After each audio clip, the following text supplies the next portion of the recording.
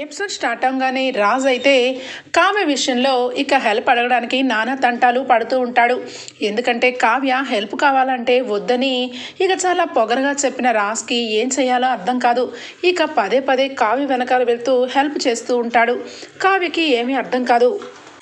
కావ్య ఇంటి పనులు చేస్తూ ఉంటే బోజు దులుపుతుంటే రాజ్ వచ్చి ఇక ఏమైనా హెల్ప్ చేయమంటావా, అయినా నువ్వెందుకు బోజు దులుపుతున్నావు, నువ్వు పక్కన కూర్చో నేను చేస్తాను అని చెప్పి చేతిలో ఉన్న పూజకర్ర తీసుకొని మొత్తం క్లీనింగ్ ప్రాసెస్ చేస్తూ ఉంటే ఒక్కసారిగా కాలు స్లిప్ అయ్యి కావ్య అలాగే రాజ్ ఇద్దరు కూడా ఒకరి మీద ఒకరు పడిపోయి ఒకరి కళ్ళలో ఒకరు చూసుకుంటూ ఉంటారు. ఇక ఇదిలా ఉండగా అప్పుడే ఇక అటువైపు నుంచి దానిలక్ష్మి అలాగే రుద్రాని ఇద్దరు కూడా వస్తూ ఉంటారు. ఇద్దరిని చూసి ఇక కోపంతో ఇక పక్కకి వెళ్ళిపోతూ ఉంటుంది దానిలక్ష్మి. రుద్రాని మాత్రం ఇక అలానే చూస్తూ వీళ్ళిద్దరికీ కొంచెం కూడా బాధ్యత లేదు, అసలు ఆస్తి మొత్తం హ్యాపీగా ఇద్దరు ఎంజాయ్ చేయడానికి డిసైడ్ అయిపోయినట్టున్నారు దానిలక్ష్మి అని చెప్పి దానిలక్ష్మి చెవులు కొరికే ప్రయత్నం చేస్తూ ఉంటుంది. దానిలక్ష్మి, ఇప్పుడు గనక నువ్వు సైలెంట్ అయిపోతే రేపటి రోజు నీకు నాకు ఏమీ మిగలదు, ముఖ్యంగా కళ్యాణి ఇంటి వారసుడు ఇప్పటికే ఇక ఇల్లు వదిలి వెళ్ళిపోయి ఆటో నడుపుతూ ఇక కాలయాపన చేస్తున్నాడు. అలాంటప్పుడు ఈ కావ్య పేరు మీద ఈ ఆస్తి మొత్తం ఉంది అంటే ఇక రాజ్ ఎలాగో ఉన్నవాడనే అర్థం. ఈ ఆస్తి మొత్తం కూడా ఇక అపర్ణ వదిన అలాగే రాజ్ ఇక సుభాష్ అన్నయ్య వీళ్ళు మాత్రమే బాగా అనుభవిస్తూ వాళ్ళు మోచేయి నీళ్ళు తాగేలాగా మనందరం కూడా ఇక ఉండిపోతాం. అది గుర్తుపెట్టుకో. ఇప్పుడు చూసావు కదా వాళ్ళిద్దరిని, వాళ్ళు ఎంత సంతోషంగా ఉన్నారో. కళ్యాణ్ మాత్రం పాపం ఇక హాస్పిటల్లో ఇక వాళ్ళ తాతయ్య గారి దగ్గర ఉంటూ మధ్య మధ్యలో ఆటో నడుపుతూ వాడు ఎంత దిగులుగా ఉంటున్నాడో ఒకసారి అర్థం చేసుకో అని చెప్పి కావాలని కావ్యరాజ్ మీద ఇక ఇంకాస్త కోపం పుట్టించేలాగా మాటలు చెప్తుంది రుద్రాణి. ఏం చేయమంటావు రుద్రాణి, ఇప్పటికే మామయ్య గారు హాస్పిటల్లో ఉన్నారు, ఇంట్లో ఏం మాట్లాడుతున్నా ప్రతి ఒక్క మాటకి నాకు అసలు కొంచెం కూడా ఇక జ్ఞానం లేదు, కావాలని చేస్తున్నానని ఇక జాలి దయ లేవని ఒక రాక్షసులాగా మాట్లాడుతున్నారు మీ అన్నయ్య. ఇలాంటి సమయంలో నేను ఏం చేసినా అందరికీ తప్పైపోతుంది అని చెప్పి దానిలక్ష్మి అంటూ ఉంటే, చూడు దానిలక్ష్మి, నువ్వు తప్పు చేస్తున్నావని నీ మనసుకు తెలుసా, నీ మనసుకి ఎప్పుడు నువ్వు కరెక్టే చేస్తున్నావనే తెలుసు, అలాంటప్పుడు నువ్వు గొడవ పెట్టడంలో తప్పే ఉంది. ఈ విషయంలో కావ్య విషయంలో నువ్వేం ఆలోచించావు, కోర్టు వరకు వెళ్తానన్నావు కానీ ఇప్పుడు కూడా ఆ మాటే రావట్లేదు, ఏమైంది అని చెప్పి అడుగుతుంది.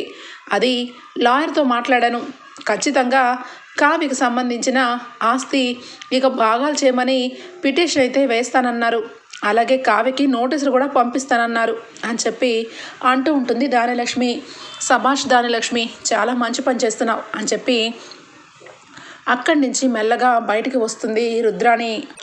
ఇంతలో రాహుల్ వచ్చి, మమ్మీ నీ ప్లానే ప్లాను, ఇక అత్తని బాగా రెచ్చగొట్టి కోర్టుకు తీసుకుని వెళ్ళి ఆస్తిని భాగాలు చేసే వరకు వదిలిపెట్టేలా లేవు కదా అనగానే, ఒరే వెర్రివాడా, అందుకేరా నిన్ను తెలుగు తక్కువ వాడి కింద అంటాను. ఆస్తికి వెళ్తే ఏమొస్తుందిరా, కోర్టుకి వెళ్తే ఏమొస్తుందిరా, ఆస్తి వస్తుంది అనుకుంటున్నావేంటి, బూడిది కూడా రాదు. ఎంతో కొంత కనీసం ఈ ఇంటికి మనవడైనా కళ్యాణ్ గురించి ఏమైనా ఆలోచన చేస్తుందేమో కోర్టు, కానీ మనకి తమ్ముడి పైసా కూడా రాదురా. ఏమనుకుంటున్నావు మీ మమ్మీ గురించి అనగానే, ఏంటి మమ్మీ ఏం మాట్లాడుతున్నావు, నాకేం అర్థం కావట్లేదు అనగానే, అటు ఇటు చూసి డోర్లు వెయ్యి, ఆ స్వప్నం వచ్చిందంటే మొత్తం వినేస్తుంది, అప్పుడు మొదటికే మోసం అనగానే, ఏంటి మమ్మీ చెప్పు మమ్మీ, అది లేదు, అది హాస్పిటల్కి వెళ్ళింది చెకప్ కోసం అనగానే, అమ్మయ్య ఆ రాక్షసి లేదు అమ్మయ్య అని చెప్పి ఇంకా అప్పుడు అసలు ప్లాను చెప్తుంది ఇక రుద్రాణి.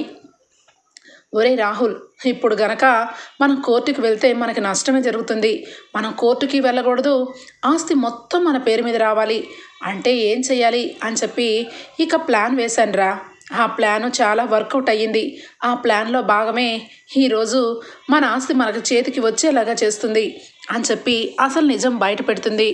అసలుకి ఇక రాజ్ గోపాల్ అలాగే అనామిక ఇక పోలీస్ ఆఫీసర్ రుద్రాణి ఈ నలుగురు కలిపి ఆడిస్తున్న నాటకమే ఇక 100 కోట్లు ప్రాపర్టీని నొక్కేయడానికి అంత పెద్ద స్కెచ్ వేస్తారు. అసలు చిట్ ఫండ్ కంపెనీ పెట్టించి ఇక రాజగోపాల్తో ఆ కంపెనీని ఎత్తేమని ఇక మొత్తానికైతే సామంత్, అనామిక అలాగే రుద్రాణి ముగ్గురు కూడా ఇక వాడికి హెల్ప్ చేయడానికి ఎంతో కొంత సహాయం చేస్తారు. అలాగే పోలీస్ని ఇక ముందు పెట్టుకొని నడిపిస్తూ మొత్తానికైతే చిట్ ఫండ్ కంపెనీ మొత్తం కూడా ఇక అందరూ కూడా డబ్బులు వేసి దాచుకున్న డబ్బులంతా దోచేసుకొని 100 కోట్లకు సంబంధించిన డబ్బు మొత్తం ఒక దగ్గర దాచిపెడతారు. ఈ విషయంలో ఇక మొత్తానికి సీతారామయ్య గారి సంతకం ఉండటం వల్ల రాజ్ అలాగే ఇక కావ్య వీళ్ళందరూ కూడా ఇరకాటన పడేలాగా ఇక బ్యాంకు వాళ్ళు రాజ్ దగ్గరికి వచ్చి సంతకం పెట్టించుకున్నారు. ఈ ప్రాసెస్ అంతా జరుగుతుందిరా అనగానే, మమ్మీ ఏంటి మమ్మీ ఇంత జరుగుతుందా, రాజ్కి 100 కోట్లు నష్టం జరుగుతుందన్నా కూడా సైలెంట్గా ఉన్నాడా అనగానే, వాడు నీలాగా నాలాగా ఆ రకమైన మనిషి కాదురా, ధర్మం వైపు నుంచునే మనిషి. తాతయ్య మాటకి ఇక వీడు ఖచ్చితంగా మాటని దాటేసే మనిషి కాదు. 100 కోట్లు కంపల్సరీ ఇక కట్టైనా సరే ముసలోడిని ఎవరి దగ్గర మాట పడినవాడు. అది వాడి క్యారెక్టర్. ఆ క్యారెక్టర్ని అడ్డు పెట్టుకున్నాను రా, నాకు నీకు ఆస్తి రానివ్వకుండా. ఇక ఈ ఇంట్లో ఎప్పటికీ ఇద్దరు అట్లా ఉండిపోయేలాగా వీళ్ళందరూ కలిసి కావ్య పేరు మీద ఆస్తి రాస్తారా? ఇప్పుడు ఆ కావ్య పేరు మీద ఉన్న ఆస్తి తిన్నగా తీసుకొని వెళ్ళి బ్యాంకు వాళ్ళకి కట్టేస్తాడు రాజ్. అప్పుడు హ్యాపీగా ఆ చిట్ ఫండ్ కంపెనీకి సంబంధించిన డబ్బు మొత్తం మనం హ్యాపీగా తీసుకొని ఏ ఫారెన్ వెళ్ళి హ్యాపీగా సెటిల్ అయిపోవచ్చురా. ఇక మనల్ని అడిగిన వాళ్ళే ఉండరు అనగానే, మరి స్వప్న అని చెప్పి అంటాడు. ఒరే రాహుల్, ఇంకేంట్రా స్వప్న పండగ రోజు కూడా పాత పెళ్ళమా అన్నట్టు ఇంకా దాంతో మనకు పనేంట్రా. అయినా దాన్ని తీసుకొని ఎక్కడికి వెళ్ళినా మన నెత్తి మీద శనే. ఎందుకంటే మన ఇద్దరిని ఇంట్లో ఉంటూనే ఇరగదీస్తుంది. అలాంటప్పుడు దాన్ని ఇంకా పట్టించుకుంటే ఇంకంతే సంగతులు అనగానే, మమ్మీ స్వప్న ప్రెగ్నెంట్ కదా అనగానే, ఒరే ఈడియట్, అది ప్రెగ్నెంటేరా, కానీ నువ్వు ఆ ప్రెగ్నెంట్కి కారణమేరా. కానీ అది నీ భార్య అయితే నిన్ను జీవితాంతం తొక్కి పట్టి నారతీస్తూ ఉంటుంది, సరేనా అనగానే, లేదు లేదు మమ్మీ, నేను నీ కొడుకుని, నీతోనే వస్తాను మమ్మీ. సరే మమ్మీ, ఈ ప్లాన్ అయితే అదిరిపోయింది. ఇక రాజ్ కావ్య కట్టేస్తారు కదా డబ్బు అనగానే, ఖచ్చితంగా కట్టేస్తారు.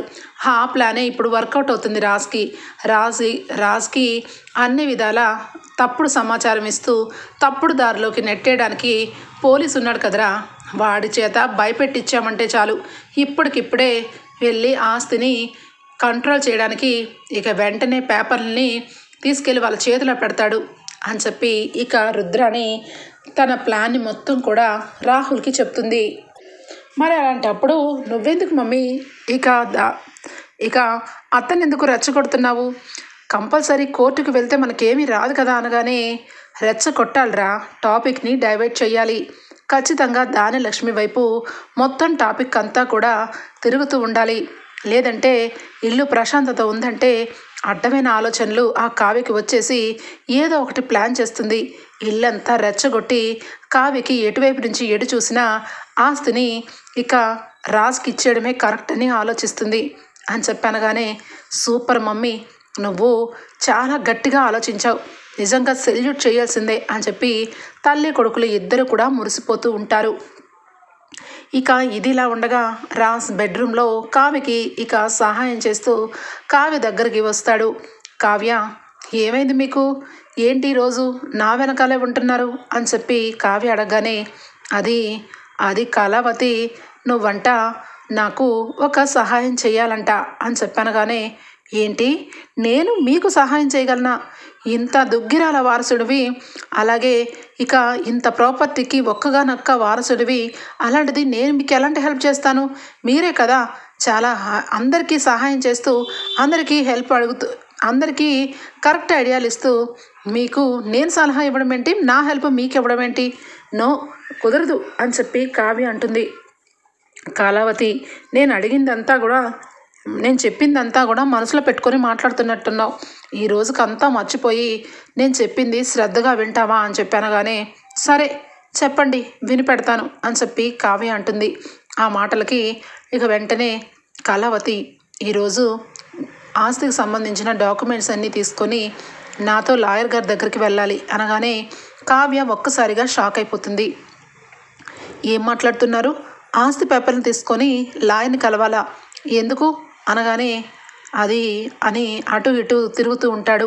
వెంటనే ఏమైందండి మీకు? దానలక్ష్మి గారి మాటలు, చిన్నత్తయ్య మాటలు, అలాగే రుద్రాణి గారి మాటలు విని భయమేస్తుందా? వాళ్ళు కోర్టుకు వెళ్తారని ముందుగానే భాగాలు చేసేద్దామని చూస్తున్నారా? ఎట్టి పరిస్థితుల్లో అది కుదరదు. తాతయ్య నన్ను నమ్మించి నా పేరు మీద ఈ ఆస్తిని రాశారు. తాతయ్య కోమాలోంచి బయటకు వచ్చినాక నా బాధ్యతని తాతయ్య గారి చేతిలో పెట్టి బాధ్యత దింపుకుంటాను. మీరు గనక ఇప్పుడు ఈ భాగాలని ఇక అనవసరంగా భాగాలు చేస్తే మాత్రం నేను ఎట్టి పరిస్థితుల్లో నా సంతకం పెట్టను అని చెప్పి కావ్య అంటుంది. అది కాదు కళావతి, నా మాట విను అని చెప్పి డోర్లన్నీ వేసేసి దగ్గర కూర్చుంటాడు. ఏమైందండి? ఎందుకంత టెన్షన్ పడుతున్నారు? వాళ్ళు ఏమీ అనరు. ఆస్తి నాది కదా, నేను సంతకం పెడితేనే కదా భాగాలు పంచుకోవాలి. వాళ్ళు నన్ను ఏమన్నా తిట్టుకోనివ్వండి, నేను మాత్రం సంతకం పెట్టను. మీరు ఎందుకు టెన్షన్ తీసుకుంటున్నారు? ఇంట్లో గొడవలు సహజం, అప్పుడప్పుడు అవుతూనే ఉంటాయి. ఆ గొడవలన్నిటికీ భయపడిపోయి ఆస్తిని చిన్న భిన్నం చేయకండి అని చెప్పి కావ్య అంటుంది. అయ్యో కళావతి, ఒక్కసారి నోటీస్ చూడు అని చెప్పి చేతిలో నోటీస్ పెడతాడు. ఏంటిది అని చెప్పి కావ్య చూసేసరికి 100 కోట్లకు సంబంధించిన ఇక ప్రాపర్టీ దుగ్గిరాల కుటుంబం నుంచి సీతారామయ్య సంతకాన్ని కనబడుతుంది అక్కడ కావ్య. ఇదేంటి, తాతయ్య గారు షూరిటీ సంతకం పెట్టారు 100 కోట్ల రూపాయలకి అని చెప్పి ఇక షాక్ అయిపోయి, ఏమండి ఏమైంది? 100 కోట్ల రూపాయలకి తాతయ్య గారు షూరిటీ సంతకం పెట్టారా? ఎవరికి పెట్టారు అనగానే, పైన చదువు, చిట్ ఫండ్ కంపెనీలో ఇక రాజగోపాలు చీటింగ్ చేసి చిట్ ఫండ్ కంపెనీ మొత్తం ఎత్తేసి ఇక ఫారెన్ చెక్కేశాడు. దాన్ని నమ్ముకొని కొన్ని కోట్ల మంది, కొన్ని వేల మంది, కొన్ని కోట్ల రూపాయలు అందులో ఇన్వెస్ట్ చేశారు. ఆ డబ్బంతా తీసుకొని వాడు ఇక్కడి నుంచి మెల్లగా జారుకున్నాడు. తాతయ్య వాళ్ళ తాతయ్యకి ఫ్రెండ్ కాబట్టి సంతకం పెట్టినందుకు మొత్తం ఆస్తులు జమ చేయమని ఇక బ్యాంక్ వాళ్ళు నోటీస్ పంపించారు. ఆ నోటీసే ఇది అని చెప్పి రాజ్ అయితే కావ్యకి అప్పుడు నిజం చెప్తాడు. ఒక్కసారిగా ఉలిక్కి పడుతుంది. 100 కోట్ల రూపాయలకి తాతయ్య గారు సంతకం చేశారా అని చెప్పి అనగానే, అవును కళావతి, ఇప్పుడు మనకున్నది ఒకటే దారి. నువ్విచ్చిన నీ పేరు మీద ఉన్న ఆస్తిని ఇక బ్యాంకులోకి వెళ్ళి తాకట్టు పెట్టి దాని మీద డబ్బు తీసుకొని బ్యాంకు వాళ్ళకి కట్టేయాలి. అప్పుడే ఇక మన గురించి ఎవరికి తెలీదు. ఈ ఆస్తి విషయంలో కూడా ఎవరు నోరు ఎత్తడానికి కూడా ఉండదు. ఈ విషయం ఏమంటావు అని చెప్పి అనగానే, ఏమండి నాకెందుకు రిస్క్ చేస్తున్నారేమో అనిపిస్తుంది. ఈ ప్రాపర్టీ మొత్తం తాకట్టు పెడతారా? ఇటు చూస్తే దానలక్ష్మి గారు అలాగే రుద్రాణి గారు ఇద్దరు కూడా ఆస్తి విషయంలో కోర్టు కేసు అంటున్నారు.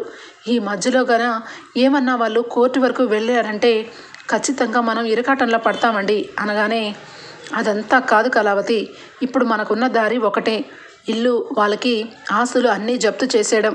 ఈ వయసులో నానమ్మ బయటకు వచ్చి అందరి ముందు తలదించుకొని బ్రతకాలి.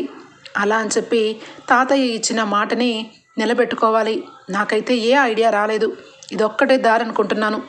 ఖచ్చితంగా రేపు మనం వెళ్ళి ఇక ఆస్తి పేపర్ని తనఖా పెట్టాల్సిందే అని చెప్పి కావ్యకి రాసి చెప్తాడు. ఇక వెంటనే కావ్య విని, మీరు చెప్పింది కరెక్టే, ఈ టైంలో అమ్మమ్మని ఎక్కువ బాధ పెట్టకూడదు. ఇప్పుడు గనక ఈ ఇంటి విషయం చెప్తే అమ్మమ్మ బ్రతకరు. ఒక్కసారిగా ఇక తాతయ్య కోమాలో ఉన్నారు. అమ్మమ్మకి ఆస్తి లేదని ఇక దానికి సంబంధించిన షూరిటీ సంతకాలు ఇక తాతయ్య పెట్టారని ఈ విషయాలన్నీ విని వాళ్ళు గొడవ చేస్తే నిజంగానే అమ్మమ్మకి హార్ట్ అటాక్ వచ్చినా వస్తుంది. మీరన్నట్టే చేస్తాను అని చెప్పి కావ్య అయితే ఇక నార్మల్గా విషయాన్ని సరే అని చెప్పి తల ఊపుతుంది. అమ్మయ్య, రాజ్కి ఇక ఒక్కసారిగా ఊపిరి పీల్చుకొని, మనం రేపు కానీ ఎల్లుండి కానీ ఈ పేపర్లని తనఖా పెట్టాలి. అప్పుడే మనకి ఇక ఎవరికి డౌట్ రాకుండా ఆస్తి మొత్తం కూడా బ్యాంక్ వాళ్ళకి ఇచ్చేయాలి అని చెప్పి ఇక రాజ్ అయితే ఊపిరి పీల్చుకుంటాడు. ఇక ఇదిలా ఉండగా మొత్తం కూడా ఇంట్లో అందరూ కూడా ఎవరికి ఏమీ తెలియదు కాబట్టి అందరూ ప్రశాంతంగానే ఉంటారు ఎంతో కొంత. కావ్య రాజ్ మాత్రం ఇక పేపర్లన్నీ కూడా డాక్యుమెంట్స్ అన్నీ కూడా పెట్టుకొని ఇక బ్యాంకుకి వెళ్ళాలని చెప్పి నిశ్చయించుకుంటారు.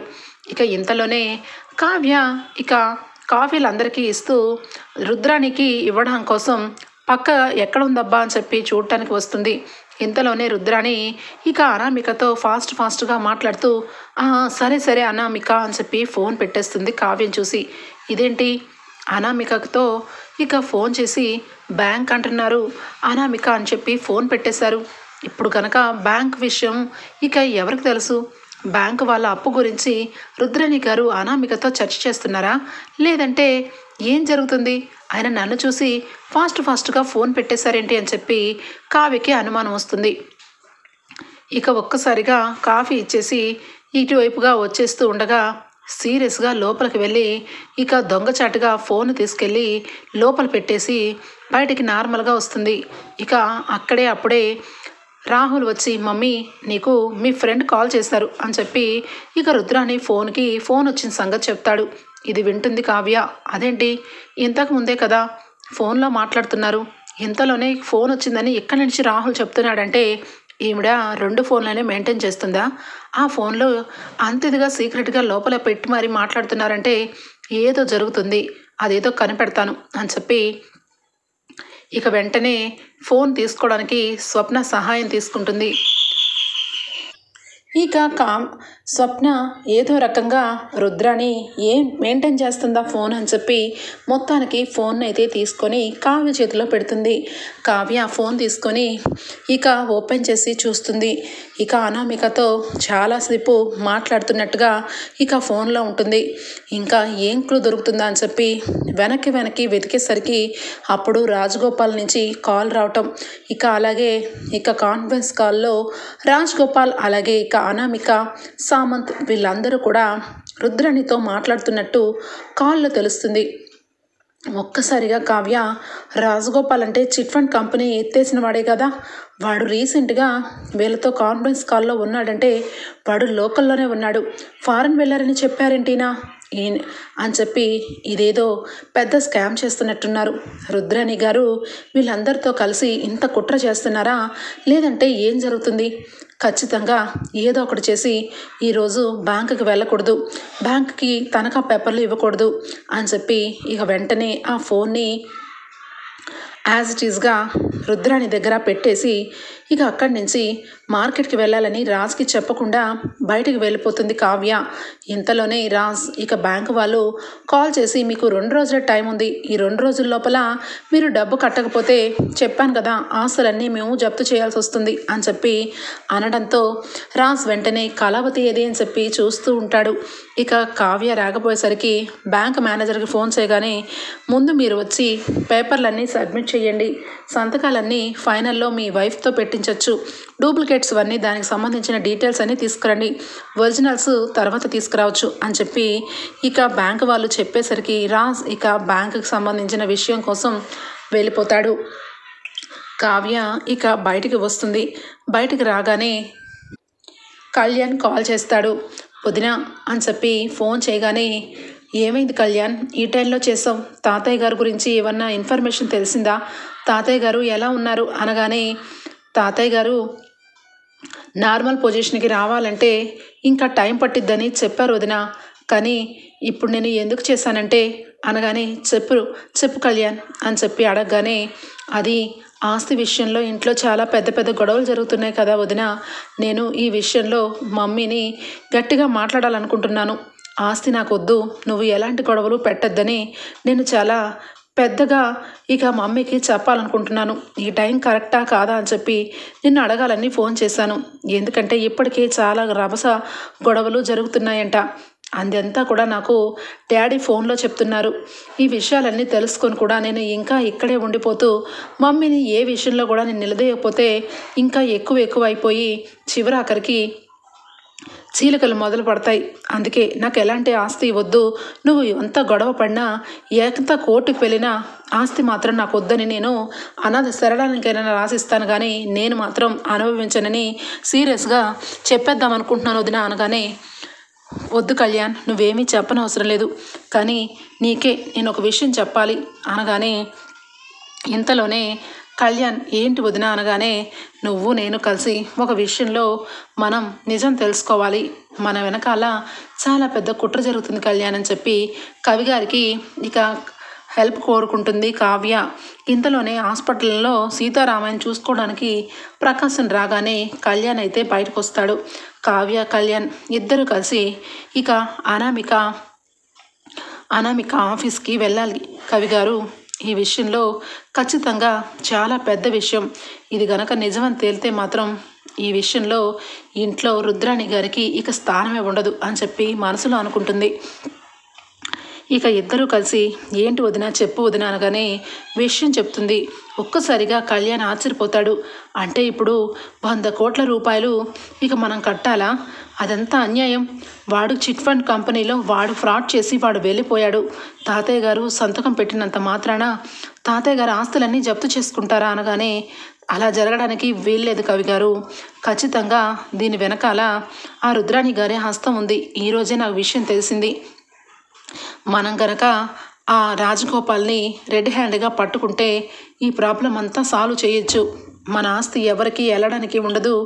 అలాగే ఇక అనాథైన కుటుంబాలందరికీ కూడా మనం ఫేవర్ చేసిన వాళ్ళం అవుతాం అని చెప్పి ఇక కళ్యాణ్ అలాగే కావ్య ఇద్దరు కూడా అనామిక ఆఫీస్కి ఇక వెనక నుంచి వెళ్తారు. ఇక ఆ ఆఫీస్లో అనామిక సామంత్ ఇద్దరు మాట్లాడుకుంటూ ఉంటారు. కళ్యాణ్ వెంటనే తన ఫోన్లో నుంచి ఇక ఆన్ చేసి పెడతాడు. ఎందుకైనా మంచిది, వీళ్ళిద్దరికీ ఏమన్నా సంబంధం ఉందంటే తెలిసిపోతుంది అని చెప్పి ఇక అనామిక సామంత్ ఇద్దరు హాయిఫై ఇచ్చుకుంటూ ఇక బ్యాంకుకు సంబంధించిన పనుల్లో ఉన్నాడంట రాజ్. ఖచ్చితంగా ఆస్తిని బ్యాంకు వాళ్ళకి అప్పచెప్పేస్తాడు. అప్పుడు ఇక్కడ ఈ మొత్తానికి నెంబర్ 1 నువ్వే సమంత్. చూసావు కదా, నేను తలుచుకుంటే ఎంతటికైనా చేస్తాను అనగానే వెరీ గుడ్ అనామిక బేబీ, నీ మాట విని నేను మధ్యలో ఏమవుతుందా అని చెప్పి అనుకున్నాను. కానీ ఈ రోజుకి నా కంపెనీ కోసం నువ్వు చాలా కృషి చేసావు.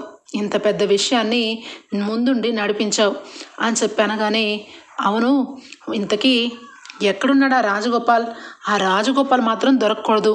ఆస్తులన్నీ కూడా జప్తు చేసే వరకు వాడు ఎక్కడికి కనబడకూడదు అని చెప్పి అంటూ ఉంటాడు సామంత్. వాడు ఎక్కడా కనబడ్డు. ఎందుకంటే అది సీక్రెట్ ప్లేసే. ఆ సీక్రెట్ ప్లేస్కి ఎవరు రారు అని చెప్పి అంటుంది అనామిక. అంత గొప్ప సీక్రెట్ ప్లేస్ ఎక్కడుంది డార్లింగ్ అని చెప్పి అనగానే ఇంతలో పోలీస్ ఆఫీసర్ వస్తాడు. పోలీస్ ఆఫీసర్ రాగానే హాయ్ ఏం చేస్తున్నారు అనగానే ఎవరెవరికి ఎంతెంత డబ్బు పంచుకోవాలా అన్నది ఆలోచిస్తున్నాము అని చెప్పి అనగానే అవును, మనం ఆ డబ్బంతా సీక్రెట్గా ఇక అక్కడే ఉంది కదా భద్రంగా అని చెప్పి అనామికని అడగగానే చాలా భద్రంగా ఉంది, మనందరం వాటాలు వేసుకోవడానికి వీలుగా ఉంది అని చెప్పి ముగ్గురు నవ్వుకుంటారు. ఒక్కసారిగా కావ్య అలాగే కళ్యాణ్ ఇద్దరు కూడా అంటే డబ్బంతా వీళ్ళ దగ్గరే ఉందదినా అనగానే మొత్తం ఇక్కడే ఉందని అర్థమైంది. ఇంతకీ ఆ ప్లేస్ ఎక్కడ, ఆ రాజగోపాల్ ఎక్కడున్నాడు, ఆ డబ్బు ఎక్కడుందో తెలియాలి అని చెప్పి ఇక కావ్య అంటూ ఉంటే పోలీస్ ఆయన అయితే ఇంతకీ ఆ రాజగోపాలు ఎక్కడున్నట్టు, నేనైతే ఫామ్ హౌస్లోంచి వాడికి విషయం చెప్పాను. వాడు అక్కడి నుంచి పరారైపోయాడు. ఆ తర్వాత రాజ్కి ఫారెన్ వెళ్ళిపోయాడు. మనం పట్టుకోలేమని హోప్స్ అన్నీ వదులుకునేలాగా మాట్లాడాను. అందుకే ఈరోజు మిమ్మల్ని అడుగుతున్నాను, ఇంతకీ రాజ్ గోపాల్ ఎక్కడున్నాడు అని చెప్పనగానే అనామిక అంటే నిజంగా మీకు తెలీదా అని చెప్పి అంటుంది. మాకెలా తెలుస్తుంది వాడెక్కడున్నాడో, కానీ వాడైతే ఎక్కడున్నా బయటకైతే రాకూడదు. ఎందుకంటే నా కంట్రోల్లో ఇప్పుడు ఏమీ లేదు. నేను ఎంతైనా మాటలతో ఆపగలను. రాజు గనక రియలైజ్ అయ్యి మళ్ళా పోలీస్ స్టేషన్కి వచ్చి వాడి మీద కంప్లైంట్ రేస్ చేస్తే మాత్రం ఖచ్చితంగా ఈసారి పేపర్లో ఫోటోని ప్రకటన ఇమ్మంటారు. కోర్టు నుంచి వాళ్ళు గనక ఆర్డర్స్ తెచ్చుకుంటే కనీసం 2-3 నెలలైనా టైం అడుగుతారు. అప్పుడు మనం ఏమీ చేయలేం అని చెప్పి పోలీస్ అయితే అంటూ ఉంటాడు. ఇంతలోనే ఇక అనామిక మీరు ఆశ్చర్యపోయేలాగా ఆ డబ్బుకి అలాగే రాజగోపాల్కి ఎలాంటి బయట వాళ్ళు చూడలేని ప్లేస్ ఒకటి ఉంది రండి అని చెప్పి ఇక ఆఫీస్ లోపల నుంచి లోపలికి వెళ్ళి కిందన ఒక స్టోర్ రూమ్ ఉంటుంది. అది సీక్రెట్ స్టోర్ రూమ్. అది ఎవరికి తెలీదు. అది ఓన్లీ ఆఫీసుకు సంబంధించిన ఫైల్స్ అన్నీ కూడా పెట్టే చోటు. అనామిక లోపలికి వెళ్ళి ఇక ఒక్కసారి కిందకి వెళ్దాం పదండి అని చెప్పి కింద ఫ్లోర్కి వెళ్తుంది. ఇక వెనకాలే కళ్యాణ్ అయితే విండోలోంచి ఏమైందో, ఎక్కడి వరకు వెళ్తారో, నేను వెళ్తాను వదినా అని చెప్పి విండోలోంచి వెనకాలే ఫాలో అవుతాడు. లోపలికి వెళ్ళి చివరాఖరికి అక్కడ రాజగోపాల్ అలాగే బోల్డ్ అంత డబ్బు కనబడుతుంది. ఇక ఒక్కసారిగా మొత్తం కూడా వీడియో తీసి కళ్యాణ్ ఫాస్ట్గా బయటకు వచ్చేస్తాడు. ఇక రాజగోపాల్ అయితే, హాయ్, ఏంటిది, మీరందరూ ఇక్కడే ఉన్నారా? ఈ డబ్బుని కాపాడుకుంటూ ఇక్కడే ఉండాలంటే కష్టంగా ఉంది. ఈరోజు ఫుల్ బాటిల్ కావాలి నాకు అనగానే, ఫుల్ బాటిల్ ఏం కర్మ, ఫుల్గా అందరం మందేద్దాం. ఈరోజు మనం అనుకున్నట్టు మనం గోల్కి రీచ్ అయ్యే రోజు. ఈరోజు కావ్య రాజులు వెళ్ళి ఆస్తి పత్రాలని తనఖా పెడుతున్నారంట. ఇక ఆ డబ్బుని బ్యాంకుకి కట్టేస్తే బ్యాంకు వాళ్ళు నిన్ను ఏమీ చేయలేరు. నువ్వు హ్యాపీగా అనుకున్న టైంలో అనుకున్నట్టు దర్జాగా తిరగచ్చు. నిన్ను నిలదీసే వాళ్ళు ఒక్కరు ఉండరు అని చెప్పి అంటూ ఉండగానే ఎంతలోనే కావ్య, కళ్యాణ్ నువ్వు ఇక్కడే ఉండు, నేను మీ అన్నయ్యకి మాట్లాడి డైరెక్ట్గా వెళ్ళి రెడ్ హ్యాండ్లుగా పట్టిస్తాను అని చెప్పి ఇక కావ్య ఫాస్ట్గా బయటకు వస్తుంది. ఇక రాజ్కి ఫోన్ చేస్తుంది. నీకేమైనా బుద్ధి ఉందా?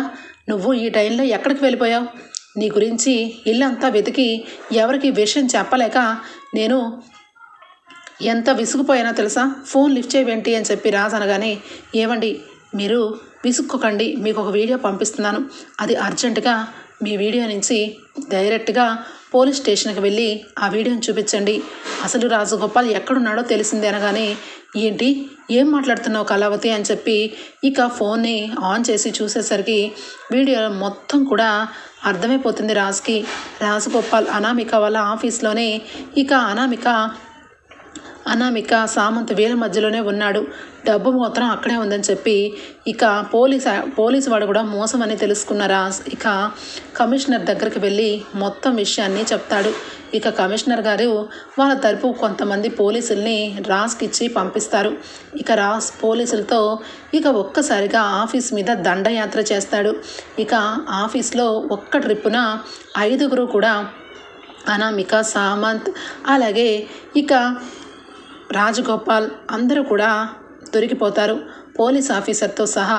ఇక 4 కలిపి ఇక ఎటు పారిపోలేకుండా దిగ్బంధనం చేస్తారు పోలీసులు.